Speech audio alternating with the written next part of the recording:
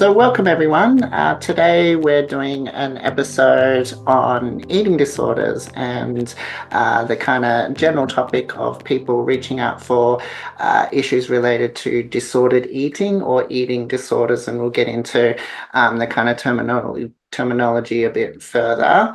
But we have with us today Adham Hammoud, who is a mental health social worker and is working with Safe Place Therapy. So, thanks for joining us, Adam. Pleasure, thank you. Yeah. So I'm just maybe as a good starting point, what is kind of interesting for you working with people who present with kind of eating disorders and come to a session with that problem? I really enjoy working with people with eating disorders. I feel like society in general, there's such a huge stigma when they find out about someone with an eating disorder, for Mhm. example, anorexia or bulimia. Um, and I think, unfortunately, that stigma can sometimes also get transferred amongst health professionals as well. Mhm. So I really do, I really do feel like it's a privilege to work with people with eating disorders because I know how hard it must be for people to reach out and to open up. Um, and one of my in one of my past jobs in the public mental health hospital system, I had a client who had a severe eating disorder, um, and I was able to work with her for over 5 years, and it really taught me a lot about the system, the eating disorder system, the mental health system, and how best to help people with eating disorders. And ever since then, I've been working with different people, with different levels of severity and complexity. But I really do feel like it's a special area to work in. Yeah, so it's an interest of mine. Yeah. That's great. And I'm wondering when a client first comes to you and reveals to you that they have an eating disorder, what are some maybe the common problems that are attached to that problem when they first start talking to you about it in session number one? Yeah, so I think with the clients that I see, the disordered eating or the eating disorder, it can present itself in a few different ways. So Mhm. sometimes we might receive a referral from a GP or a doctor, um, and the reason for the referral is listed as eating disorder. So when we receive referrals such as that, we know from the get-go that that's the primary Mhm. topic of the treatment, and that's the focus for us to work on. Mhm. On the other hand, sometimes we might get clients who they present with more general mental health type of issues like depression, anxiety, or it could be stress or relationship issues or work issues or whatever it might be. Mhm. Um, and sometimes it might not get disclosed in the first session. Sometimes after you build that relationship with the client and Mhm. they sort of build trust in you a little bit and feel a bit more comfortable, then they might disclose later on that they do struggle with food. Mhm. Um, um, or whether they might be restricting or maybe they're struggling with other type of behaviors. Um, so yeah, but I think in either scenario though, it's really, really important for the therapist to ask a lot of questions because and I know from the client's perspective it might feel a bit overwhelming, Mhm. but it really is important for the professional to try to figure out exactly what's going on, Mhm. because sometimes at face value, we might not understand. Someone could be, um, sometimes an eating disorder is not super obvious. Mhm. Sometimes if someone is, very, very thin or has a very low body mass index and um, and looks malnourished. Sometimes it's not, and to be honest, most of the time it's not that straightforward. Mm, Most of the time we see people that look, um, you know, I don't like to use this word, but like normal weight, they look relatively healthy through the naked eye. mhm, So it's really important to find out what people's eating patterns are, um, mm, you know, how much they exercise, mhm, do they engage in other types of behaviors that we call like compensatory behaviors? mhm, So, purging, for example, or using laxatives, or intentionally vomiting, or mhm, going on really, really, really strict diets, and then unfortunately getting into that vicious cycle of restricting, binging, feeling really disgusted in yourself, and then promising the next day you're going to do it right. And then, yeah, some people get really stuck in those cycles. mhm. So, but but it is really important to, the first session at least, just to have a proper assessment and ask a lot of questions to figure out what's going on. Yeah. Mm. You're hinting at something really important there, Adam, which I think is the client's relationship with food, right? So if you Yeah. pick up with the food, any food, how do they react? How do they engage with food? How often they're eating, do Yeah. they have lots of thoughts and lots of planning related to eating sessions? Yeah. We can really open up the door to, you know, does that person have a poor relationship with food? Like, just park the diagnosis for a sec. Does that Yeah. person, any client, have a difficult relationship with food that needs to be talked through and processed, right up to the other end of, yes, there's a diagnosable eating disorder here. Yeah. Yeah, yeah, for sure. That's so true, because we know that there's, on one end of the spectrum there is diagnosable conditions, Hmm. um, and then on the other side of the spectrum there are, um, people that, like you said, their relationship with food is probably not the healthiest. Hmm. Um, a lot of people use food as a coping tool to, um, deal with very difficult emotions, Hmm. or if something really stressful happens in someone's life, like a fight with someone or an argument or a breakup, often food is used to sort of like self-soothe, like, especially, and I'm specifically speaking about those, those quote unquote comfort foods like ice cream, chocolates, and cookies, and those types of things. So yeah, and I guess that's the difference, isn't it? Like, disordered eating is not a mental illness. It's, Hmm. different types of behaviors that Yeah. might not be ideal, but might not meet the full criteria for a specific condition Mhm. versus, um, a diagnosable condition. Yeah. Mhm. And yeah, I think some people get lost into the idea of, I don't have a diagnosis, so therefore I don't need help, which, isn't true. There's so many different experiences of mental health. Take grief, right? So grief, of losing a parent or losing a loved one. We all kind of face these struggles that might need a third party, a professional, to kind of help talk about what's normal in that process, kind of helpful tips and tricks that might help us think differently about that, or even just express what's going on to get through it in a better way. Yeah, yeah, and that's a good analogy. And I also like to talk to people about, um, thinking about disordered eating and eating disorders, but almost from an addictions lens, Mhm, like, for example, we also at Safe Place, we get a lot of people who, have, issues with drug and alcohol, abuse. Sometimes they might willingly tell us, that they have a problem with this, and mhm, sometimes maybe they've been, convinced or pressured by a loved one to come. mhm, Now, some people might minimize, and they might mhm, say, look, yeah, I drink from time to time, but mhm, it's not really a problem. I'm not addicted. I don't need alcohol to function.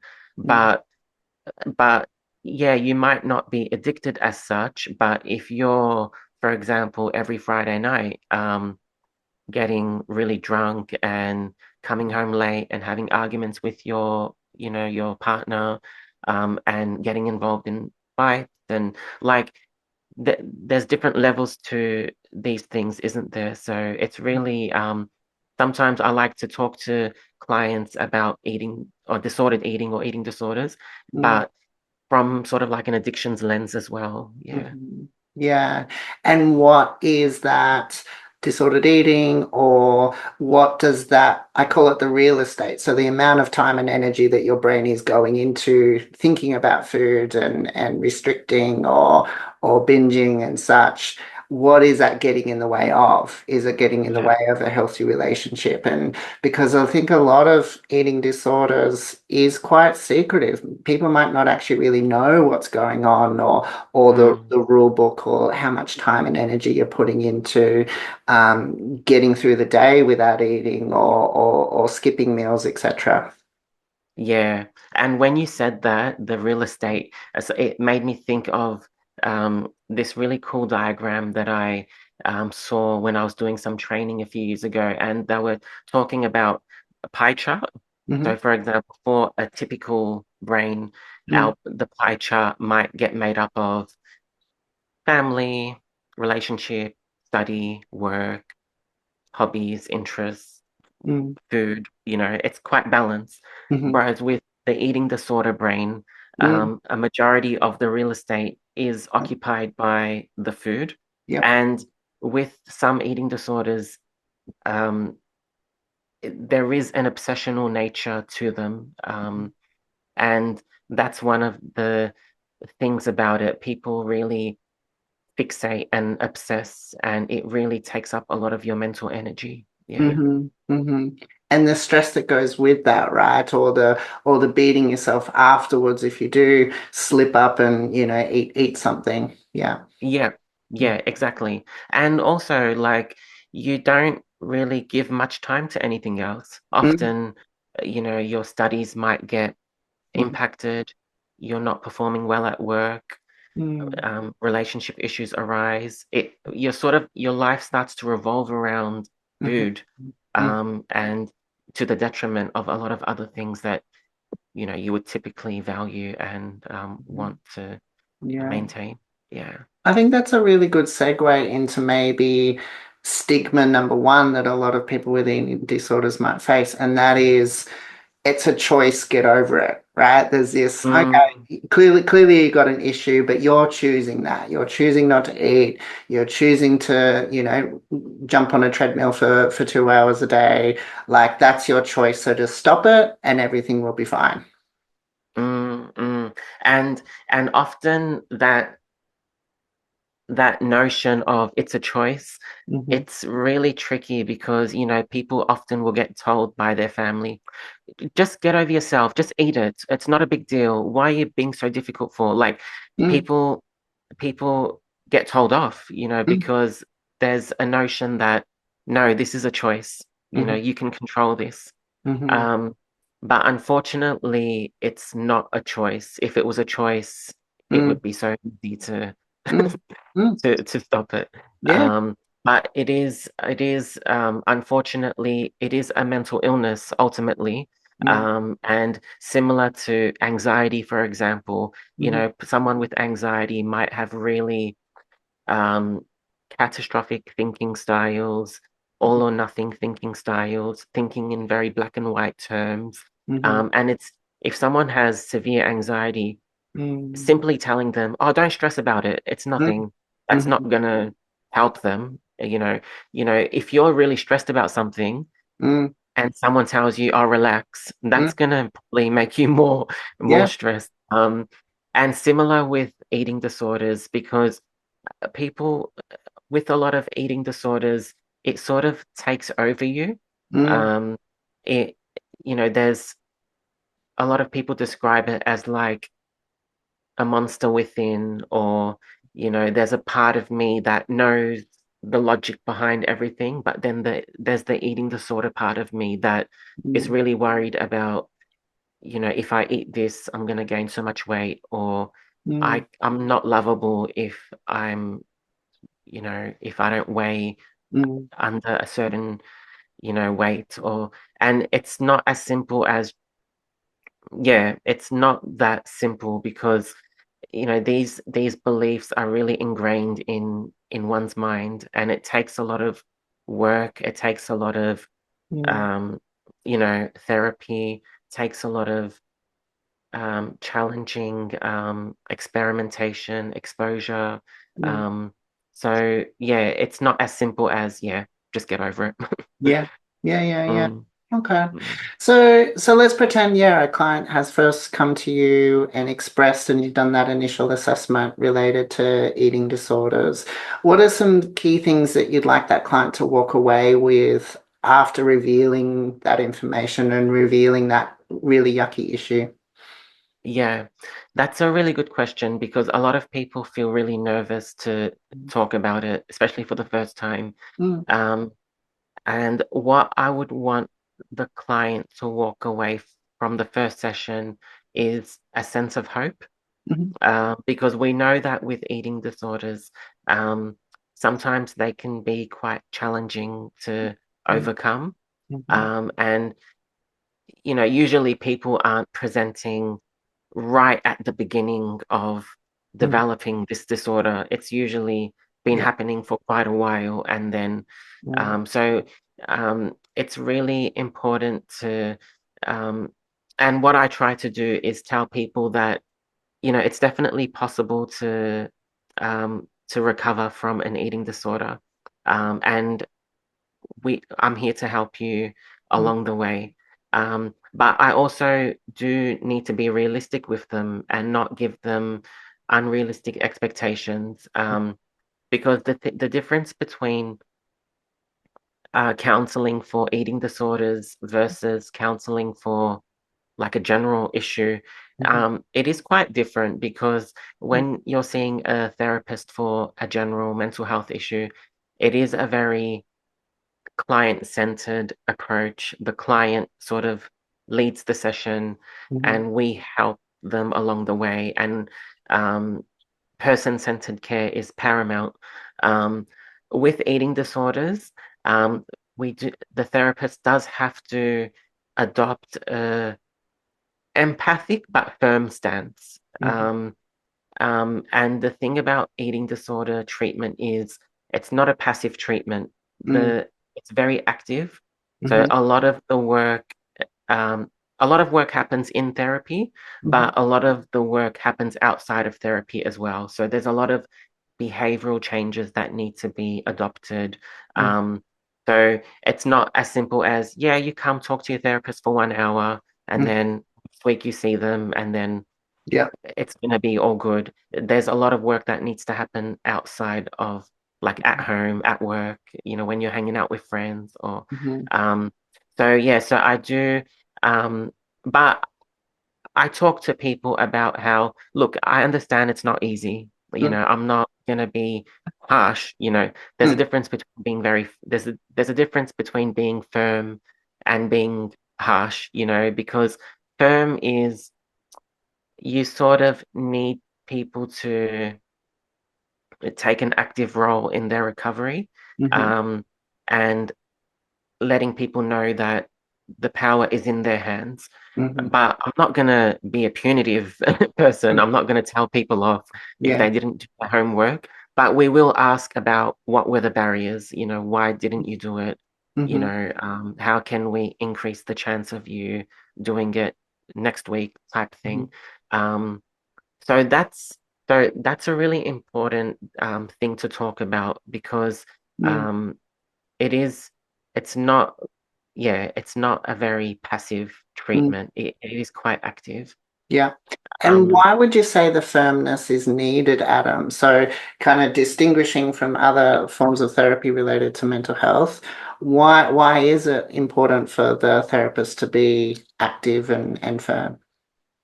yeah, because with eating disorders, um, it it depends on a person's readiness Hmm. and level of motivation. Hmm. So sometimes we might get people who have been referred, but they don't believe they have a problem. Mm-hmm. They don't they're not really that keen on addressing it. And then later on, sometimes people start to realize, okay, I do need to address this problem. I do need to start working on this. It's impacting my life too much. But, I don't want to get too nitty-gritty and jargonistic, but, we have the stages of change model with Mm-hmm. pre-contemplation, contemplation, you know. And with eating disorders, people can shift from one stage to the next. Mm-hmm. And the eating disorder is, in a way, it's serving a purpose for someone, whether that's control, whether that's relief, whether that's comfort. Like the eating disorder, everyone's different, obviously, but the eating disorder is serving a role, it's serving a purpose. And when we try to treat someone for it, it's sort of like the eating disorder, it sets off this panic system. It's sort of like, oh, you need me. You can't live without me. So the person can oscillate between, yes, I want to work on this, but then get really stressed about it, panicked about it, have the eating disorder might play tricks on, you by saying, look, it's not that bad. So what? You skip a few meals. It's not that big of a deal.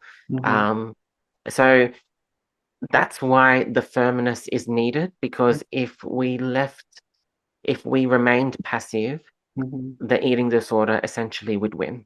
Like, we need to challenge the eating disorder, and we need to differentiate the eating disorder part of us versus the healthy part of us. And it's that constant tension, that battle within.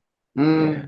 Which can be really difficult for some therapists who might not have had a lot of experience with eating disorders, or people who have an eating disorder, in terms of carving out that safety in the relationship to go, hey, you came to me with this problem, and I need to kind of ask some challenging questions here, or I need to kind of say, hey, you're doing this thing, but we kind of talked about this thing, and that's a tricky thing to hold space for. Yeah, exactly. And whenever you have a session with someone, it's always life happens, and it's really important to devote some time for regular life things, but we still need to get back to the eating disorder, because if we didn't do that, it would never get addressed, really.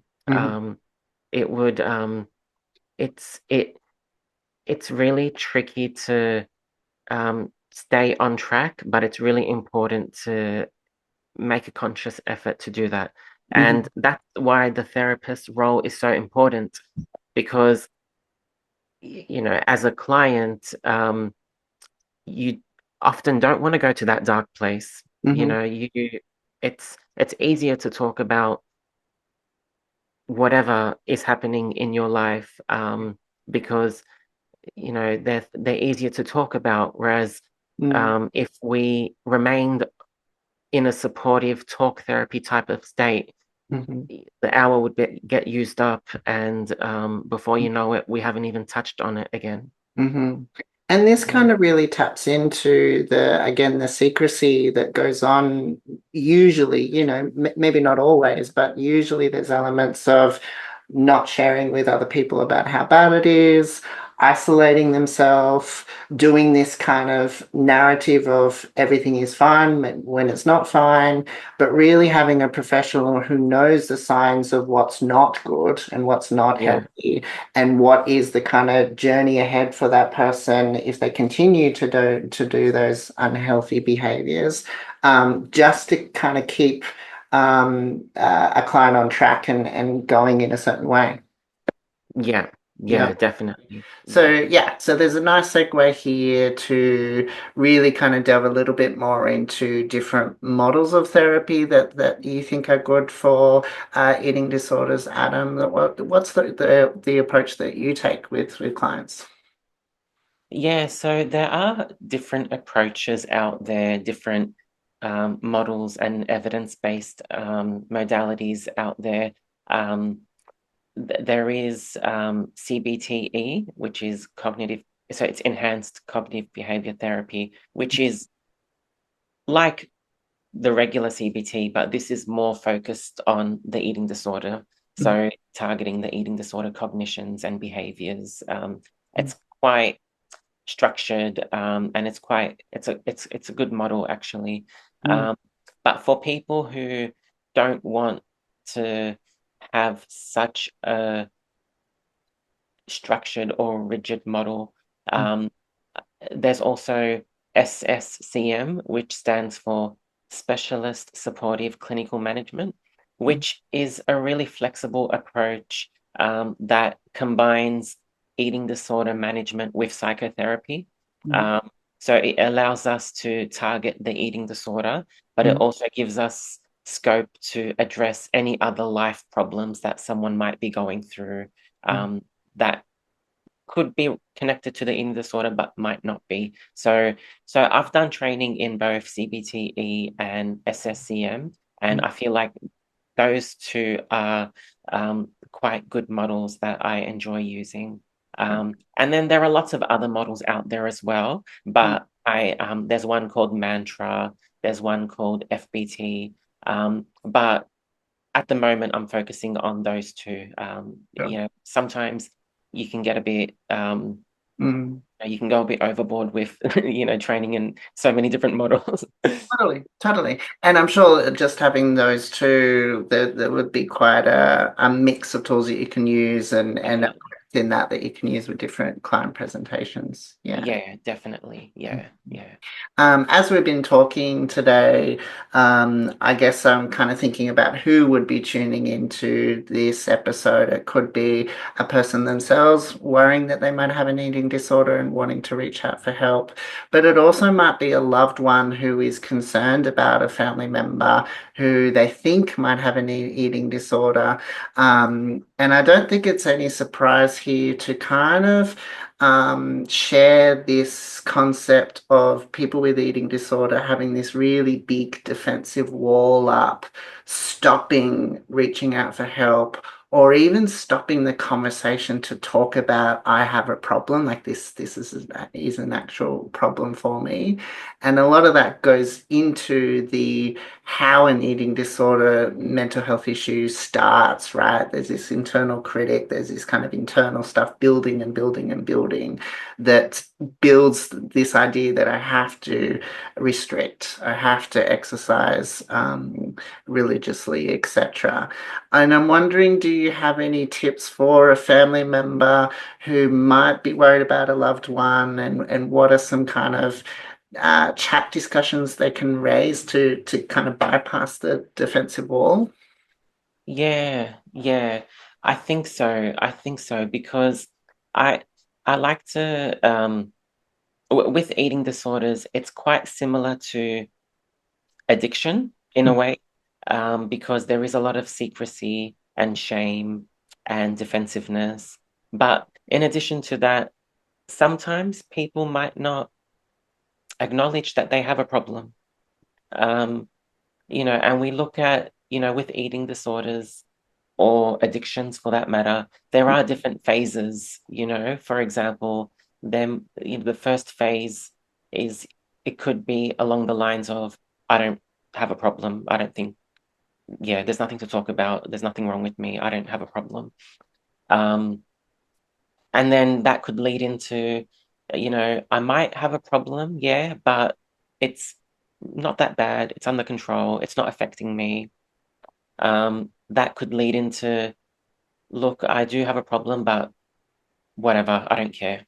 mm, It is what it is. And then that could lead into, I want to change, but I don't know how. I'm scared. I don't know what to do. mm, and then and so forth, and so on and so forth.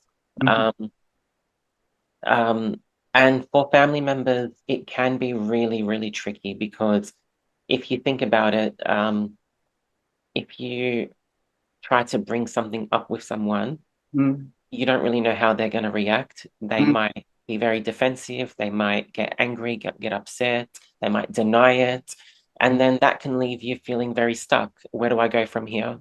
yeah. Um, there's a few things that I could talk about. The first thing is for family members, I would definitely recommend getting in touch with eating disorder helplines. So Mm, I know in Victoria, I don't know if it's Australia-wide actually. So I don't want to say if it's Australia-wide, but at least in Victoria, there's the Butterfly Foundation. mm, Um, and they have a phone helpline mm, for people with an eating disorder, as well as family members or loved ones, where they can get some really good emotional support, advice, and they can lead you in the right direction. So that is definitely a really good option.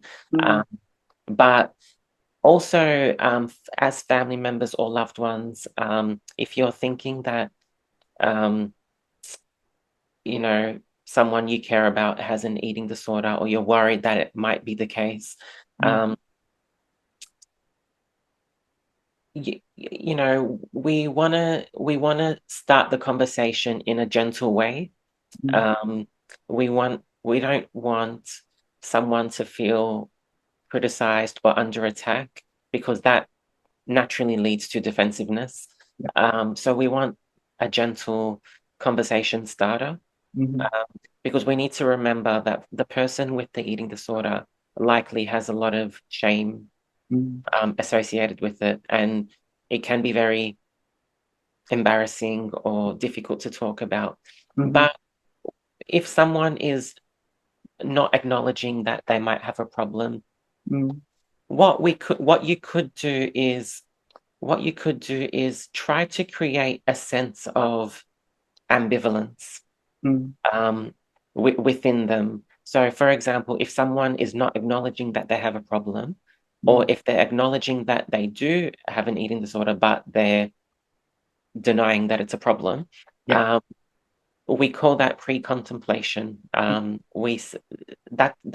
is a stage of change where you don't think there's anything wrong with you.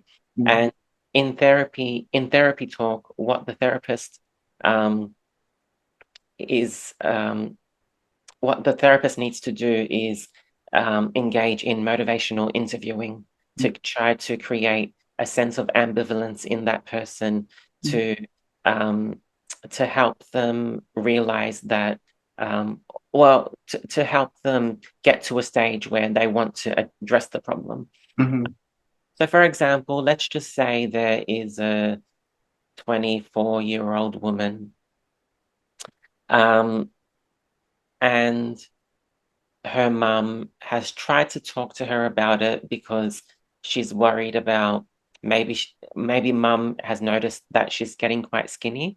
mm, She's not eating much. Her mm, portion sizes are really small, mhm, but she's denying that there's a problem at all.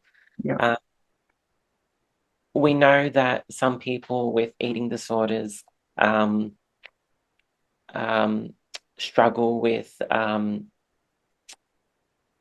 their their periods. Maybe they don't have regular periods, or maybe they haven't had a period in a long time. Mm, So maybe her mum could say to her, just curious, when have you had your period lately? Um, or when was the last time you had your period? Um, Now, if she's still having regular periods, then she can say, "Oh yeah, I just had it a few weeks ago." Why? And but that could turn into a conversation starter. mhm, That and she could say possibly, "Oh, why do you ask?" mm, And then mum could say, "Well, I just just checking because sometimes when people restrict or they're not eating as much, or you don't even have to use the eating disorder word because that can be quite yeah. triggering or that could set them off Yeah. into defensiveness. Yeah. But But just the conversation about how sometimes restriction or Mm, excessive weight loss can affect, mm, can delay a period or stop a woman from having her period. And mm, then it could turn into a conversation about fertility, mm, um, you know, especially if a woman has ambitions to have children one day. So, mm, this is just this is just to plant the seeds and to mm, get people to realize that it might not be a problem now, but it mm. can be a problem for your life moving forward. Yeah, Um, yeah. um, And I guess so there's an invitation there to come out of that tunnel that the brain, we're making some guesses here, but if they do have an eating disorder, usually it's like there's a tunnel going on, that there's yeah, this very one-track mind of I need to lose weight. If someone challenges me, they're wrong, or they're yeah, the bad guy, or they're not there to help me, that kind of thing. But yeah, opening their brain to what are the problems going on yeah, right now, yeah, or could happen down the track for them to contemplate. exactly. Yeah. Another example could be a young man who is um, going to the gym quite frequently, Hmm. um, but he might be working out really intensely, like extreme. Hmm. And we know with fitness and gym and working out, nutrition is really, really, really important because you want your muscles to recover, you want your body to recover. Um, and, maybe this hypothetical Hmm. guy is going to the gym quite frequently, but isn't noticing any gains. Hmm. Um, and so that could even be a conversation starter about, Yeah. um, you've been going to the gym for 6 months now. How do Hmm. you think your progress is going? Hmm. Um, so because it re- it really does affect many different aspects of your life. So if people can find little, Hmm. avenues to broach these topics that don't automatically start with, I'm worried about your eating disorder, or I'm worried that you might have an eating disorder, because that will automatically set someone on defense mode. Yeah. Hmm. Yeah, and I guess if we think about therapy, let's kind of go to the drinking idea and the person feeling that they have to drink to get up, they have to drink to cope with work or cope with family or stress. And therapy or recovery is all about taking that actually away, which can Yeah. be so scary, right? So Yeah. scary. I don't have anything else. Nothing in my life feels stable or that I could go to for help, but I do have this one thing. So And, it's and sorry to interrupt, but that's that one thing is the ultimate control that you have. yeah. Yeah. Yeah. Exactly.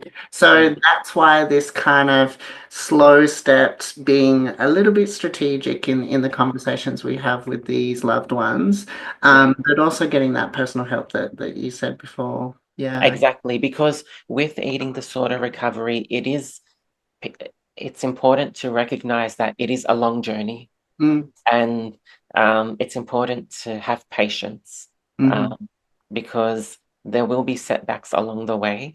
mm, Um, it's natural to expect that, but it's important to remember that recovery is not a straight line. It mm, will go up and down, back, forward. So it's important to be aware of that, to not get disheartened if, mm, maybe you're not recovering quick enough, or, you've had a bit of a slip up. That's okay. That's mm, okay. Just keep moving forward. mm, Don't let it bog you down. Keep trying. You'll make mistakes along the way, but mistakes help you learn lessons. mm, Um, so yeah, so it's really important that we follow a pace and not try to just rush into it and, mm. um, set unrealistic expectations. Yeah. Yeah. And whether it is a family member feeling very isolated and alone in that problem with seeing their loved one go through something horrible, or with someone themselves who might think they have an eating disorder or disordered eating problem, we want to really break down that isolation. We really want, even if someone comes for 1 or 2 sessions just to test it out and Yeah, actually share what's going on in their head, they don't have to do anything else. yeah, That can be helping them along that kind of change wheel to, maybe I do have a problem, or maybe I need to at least assess what is my trigger for help if it yeah, if it escalates. yeah. And I just thought of something as well where sometimes making that decision can be quite daunting to get help. Mm, And sometimes people will eventually decide, okay, I'm going to do it now. yeah. And then maybe the health professional that they go to, Mhm, maybe they don't, maybe the person that's attending that appointment doesn't feel heard or understood, or maybe feels dismissed or judged. And yeah. that can be quite off-putting, and that could turn them off seeing Mhm, anyone ever again. mm, But it's really important to remember that if you have one negative experience with one professional, mhm, that paint the whole, system mm, with that type of treatment. So if you don't have a good experience with one person, go mhm, to another or mm, go to someone else because there are so many good therapists out there. Um, um, you just need to find a right match for you. mhm, Um, yeah. And, before you make your appointment with anyone, it's, mhm, like calling, your doctor or a psychologist or a counselor or social worker or psychiatrist, whatever it is. mhm, Um, it's important to have a chat to them before you book your first appointment. Just check, are you happy to work with eating disorders? mm. Because some people might not be, and Mm. that, then you can find someone else. Yeah. Yeah, Yeah, I think that's also another good point that I think a lot of clients feel that they have to share everything in a first session or that they have to tell their whole life story. Say the old, we don't have to do Freud here, right? We don't have to talk about mum and dad stuff. That's yeah, okay. But yeah, what would it be like for you to share 5%? All right, yeah. what would it be like for you to share what is a day in your life like in your head? Mm, That is a really interesting session that if we understand that and then understand what the problems you face as part of having a yucky voice in your head or having real negative thoughts or whatever it is that makes life a struggle, let's mm. start there. Yeah, yeah, for sure, for Hmm. sure. Yeah. Yeah, yeah, Okay. And I guess that's my main takeaway today is all mental health there is a journey, but particularly for eating disordered or disordered eating, it has been ingrained for usually a very, very, very long time. And that takes time to dismantle that. It takes time to trust a professional to take those first steps. But getting that help is really important. It's based on physical health and mental health. yeah, yeah, Yeah. exactly, exactly. Yeah, Yeah, yeah. cool. Well, thank you for your time, Adam. It's been Pleasure. a really nice conversation. So if you watching this or listening in, want some more information, we do have our website in the description box below. Reach out to our service or look at some of other videos through YouTube. There's lots of really good information out there. We flagged the Butterfly Foundation to get some more help. But please think about your headspace, what's going on, and the kind of support that you might need. But thank you and bye for now.